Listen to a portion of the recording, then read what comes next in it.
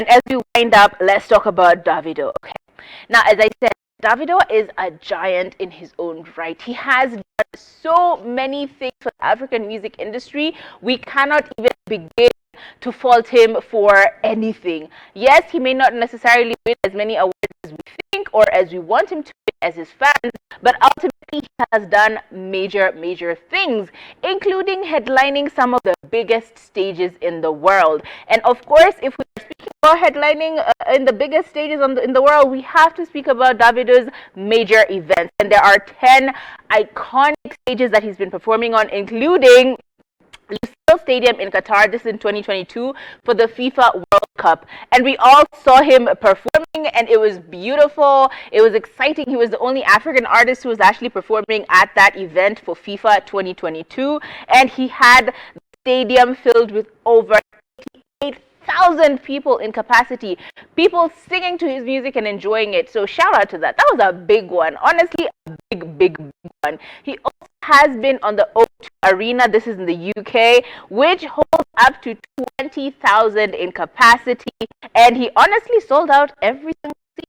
20,000 people were ready to pay top dollar to go and see Davido performing. He also has performed the number 3 stage, State Farm Arena, where it's in Atlanta, Atlanta, Georgia, where he was actually born, apparently. He was born in Atlanta, Georgia.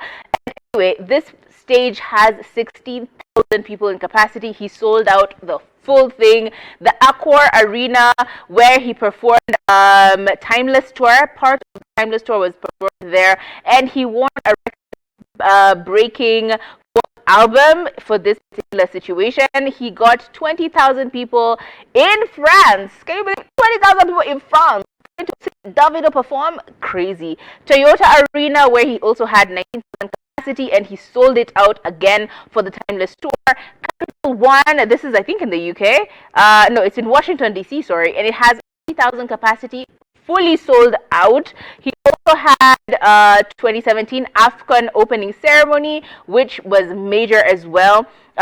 He also had State 26 Mars, where honestly crazy. This was for his singles If, Fall and Fire, and he had 60,000 fans watching him as he performed in Mali.